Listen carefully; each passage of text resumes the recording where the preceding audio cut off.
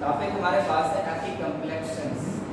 Protozoa की classification हमने start की थी और जो प्रोटोजोआ की क्लासिफिकेशन है उसके अंदर हमने ये देखा था कि लास्ट हमारे पास रहता है हमारे पास कौन सा होता है, एपिकम्प्लेक्शंस होता है। और एपिकम्प्लेक्शंस के अंदर जो लाइफ साइकिल ऑफ प्लाज्मोडियम होता है वो हमारे पास क्या होता है, बहुत ही इंपॉर्टेंट होता है।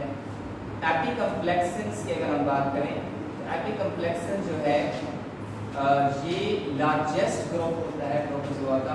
प्रोटोजोआ हमारे पास यहाँ पे 1 2 3 4 पॉइंट 5 पॉइंट इसके लिखे हैं मैंने।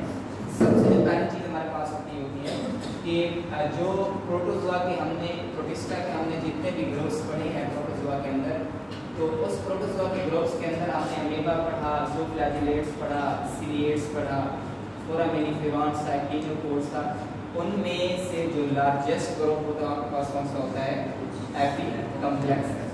तो एक चीज़ होगी लार्जेस्ट ग्रुप होता है और ये कौन सी डिजीज काज करता है, इसके अंदर ये प्लाज्मोडियम इसी के अंदर आता है। और एक डिजीज काज करता है उसको हम क्या कहते हैं, मलेरिया। मलेरिया की डिजीज क्या करता है, ये काज करता है। अब एपिकम्प्लेक्शंस वाहिद ऑर्गेनिज्म होते हैं जिसके अंदर ना तो सीलिया मौजूद होता है ना फ्लैजेला मौजूद होता है। इनकी जो मूवमेंट होती है वो एक स्पेशल टाइप की मूवमेंट होती है, फ्लेक्सिंग। फ्लेक्सिंग कहते हैं फ्लेक्सिबल तरीके से ये क्या करते हैं, ये मूव करते हैं। ये जो स्पेशल टाइप की मूवमेंट होती है इसको क्या नाम देते हैं, फ्लेक्सिंग मूवमेंट कहते हैं। और इनका जो लाइफ साइकिल होता है, लाइफ साइकिल के अंदर 2 होस्ट इन्वॉल्व होते हैं, ह्यूमन होता है एक और दूसरा कौन सा होता है, ये अपना लाइफ साइकिल मॉस्किटो की बॉडी में क्या करते हैं, ये कंप्लीट करते हैं। इसके लाइफ साइकिल के अंदर 2 होस्ट शामिल होते हैं। तो ये एक जनरल सा कंसेप्ट होता है एपिकम्प्लेक्शंस के बारे में। लार्जेस्ट ग्रुप होते हैं ये और अपना लाइफ साइकिल 2 होस्ट में कंप्लीट करते हैं। और इसके अलावा जो हमारे पास होते हैं मलेरिया काज करते हैं और जो मूवमेंट होती है वो क्या होती है, इसके अंदर फ्लेक्सिंग मूवमेंट होती है। अब यहाँ पे लाइफ साइकिल ऑफ प्लाज्मोडियम है, लेकिन लाइफ साइकिल इसको पॉइंट्स समझने से पहले आप पहले डायग्राम की तरफ आ जाए, फिर आपको ये सारे पॉइंट्स क्लियर हो जाएंगे। अब डायग्राम में देखिए, सबसे पहले ये ह्यूमन बॉडी में एक मॉस्किटो है और इस मॉस्किटो का नाम होता है फीमेल एनोफ्लेज। ये फीमेल एनोफ्लेज इसको क्या करेगा, बाइट करेगा। जैसे ही फीमेल एनोफ्लेज इसको बाइट करेगा, इसके अंदर होते हैं स्पोरोजोइड्स।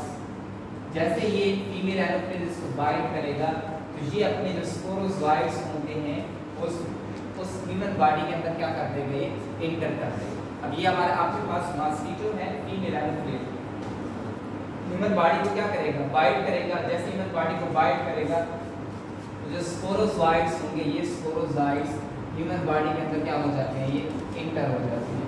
जब ये स्पोरोजोइड्स ह्यूमन बॉडी में इंटर हो जाएंगे, अब देखें पहला काम ये हो गया कि इसने बाइट किया, बाइट करने के बाद स्पोरोजोइड्स इसके अंदर क्या हो गया, इंटर हो गया। इंटर होने के बाद ये डायरेक्ट चले जाते हैं उसके लीवर के अंदर। ये आपके पास डायरेक्ट किसके अंदर आ जाते हैं, लीवर के अंदर आ जाते हैं। और लीवर के बाद ये आ जाते हैं फिर आरबीसी यानी रेड ब्लड सेल्स में आ जाते हैं। लीवर में इंटर होते हैं और लीवर में इंटर होने के बाद ये किस में आ जाते हैं, उसके आरबीसी यानी रेड ब्लड सेल्स में। और इसी रेड ब्लड सेल्स के अंदर उसकी क्या होती है, डेवलपमेंट होती है, रिप्रोडक्शन होती है, अपनी तादाद में क्या करते हैं, इजाफा करते हैं। अब देखिए, अब यही जो स्पोरोजोइड्स तो किस में तब्दील हो जाते हैं, ये मीरोजोइड्स में तब्दील हो जाते हैं। और जो मीरोजोइड्स होते हैं बाद में किस में तब्दील हो जाते हैं, ये गैमेटोसाइट्स के अंदर क्या हो जाते हैं, तब्दील हो जाते हैं। अब लीवर में आरबीसीज अपने आप को क्या करेंगे, रेप्लिकेट करेंगे। बहुत सारे आपके पास क्या बन जाएंगे, गैमेटोसाइट्स बन जाएंगे। जब बहुत सारे गैमेटोसाइट्स बनेंगे, जब उसकी तादाद बहुत ज़्यादा हो जाएगी, जब बहुत ज़्यादा तादाद हो जाएगी तो ये फिर उसके अंदर उसकी आपके पास जो आरबीसीज होंगे उसके पास इतना स्पेस नहीं होगा इस तादाद को क्या कर सके, वो ऑक्यूपाई कर सके। तो जब बहुत ज़्यादा इसकी तादाद होगी तो आपके पास ये क्या हो जाएंगे, ये बस्ट हो जाएंगे। तो जैसे ही बस्ट होंगे तो बहुत सारे आपके पास देखेंगे, बहुत सारे आपके पास यहाँ से क्या हो जाएंगे, ये रिलीज हो जाएंगे। अब बहुत सारे आपके पास ब्लड के अंदर बहुत सारे आपको गैमेटोसाइट्स क्या हो जाएंगे, ये मिल जाएंगे। जब कोई दूसरा मॉस्किटो आएगा ह्यूमन बॉडी को कट करेगा तो ये जो गैमेटोसाइट उसके ब्लड में मौजूद है यहाँ से ट्रांसफर होकर किसके अंदर आ जाएंगे, उसके ब्लड में ट्रांसफर हो जाएंगे। जब इसके ब्लड में ट्रांसफर हो जाएंगे तो ये दोबारा जो है वो किस में तब्दील हो जाएंगे, फिर ये स्पोरोजाइट्स में आपके पास क्या हो जाएंगे, चेंज हो जाएंगे। इस तरह से उसका लाइफ साइकिल क्या होता है, वो कंटिन्यू रहता है। यानी स्पोरोजाइट इसको काटता है, बाइट करता है, बाइट करने के बाद वो लीवर में जाता है डायरेक्ट, आरबीसी तो उसकी तादाद में क्या होता है, इजाफा होता है, और ये फिर आपके पास जो रहता है ये मीरोजोइट्स में तब्दील हो जाता है, मीरोजोइट गेमेटोसाइट्स में तब्दील हो जाते हैं। जब कोई दूसरा मॉस्किटो इसको कट करेगा, क्योंकि उसके ब्लड के अंदर ब्लड चूसेगा ना, मच्छर जब जाएगा ब्लड चूसेगा, इस ब्लड में से निकल कर किस में आ जाएंगे, वो इसकी बॉडी में आ जाएंगे, इसकी बॉडी में आएंगे, फिर रेप्लिकेशन होगी, इसकी तादाद बढ़ेगी। तो इस लाइफ साइकिल के अंदर आप ये देखें, दो पोस्ट इसको जरूरत होती है, एक मॉस्किटो इसकी बॉडी में रहता है ये प्लाज्मोडियम, और दूसरा किसमें, यानी रहता प्लाज्मोडियम इसके अंदर है, लेकिन उसको रेप्लिकेशन के लिए, डेवलप के लिए क्या चाहिए होता है, ह्यूमन बॉडी क्या होती है, ये जरूरत होती है। अब ये आप पॉइंट्स देखिए, सबसे जो पहला पॉइंट मैंने लिखा है, प्लाज्मोडियम क्या काज करता है, ये मलेरिया काज करता है। दूसरा पॉइंट देखिए, it inter into the human blood, human blood के अंदर क्या होता है, दाखिल होता है। कैसे दाखिल होता है, by the bite of infected female Anopheles mosquito. जैसे फीमेल एनोफ्लेस मॉस्किटो उसको बाइट करता है, ये उस बॉडी के अंदर क्या हो जाता है, ये इंटर हो जाता है। अब plasmodium first enter into the liver cell, सबसे पहले किसमें इंटर होता है, ये लीवर सेल में इंटर होता है। Then enter into the red blood cells where it multiplies, जहां वो अपनी तादाद में क्या करता है, इजाफा करता है।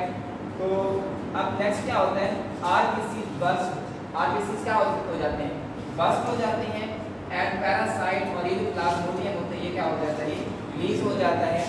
अब release parasite infected infects RBC, अब जो पैरासाइट रिलीज होते हैं ये आरबीसी को क्या करते हैं, ये इन्फेक्ट करते हैं। लेकिन जब आरबीसी बस्ट होगा, आरबीसी के बस्ट होने से क्या होता है, हमें चिल और हाई फीवर हो जाता है, और ये सिम्टम्स होते हैं मलेरिया की। जैसे ही आरबीसी उसने अपने आप को मल्टीप्लाई किया है, अपनी तादाद में इजाफा किया है, तो अब आपके पास जैसे आरबीसी बस्ट करेगा, तो इससे उसकी जब जैसे ही बस्ट करने से आपके पास क्या होगा, जैसे ही बस्ट करेगा तो उससे हाई फीवर हो जाएगा और हमें क्या लगेगी, सर्दी लगेगी। तो ये सिम्टम्स किसकी होती हैं, मलेरिया की होती है।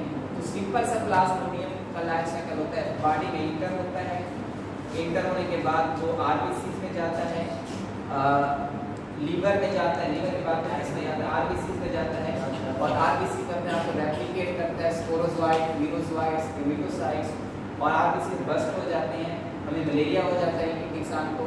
और फिर दूसरा जब इसको बाइट करता है तो ये फिर उसकी बॉडी, मच्छर की बॉडी में क्या हो जाता है, ये ट्रांसफर हो जाता है। इस तरह से इसका लाइफ साइकिल क्या होता है, ये कंटिन्यू रहता है। तो आसान सा टॉपिक था, बाकी इंशाल्लाह हम क्लास नेक्स्ट लेक्चर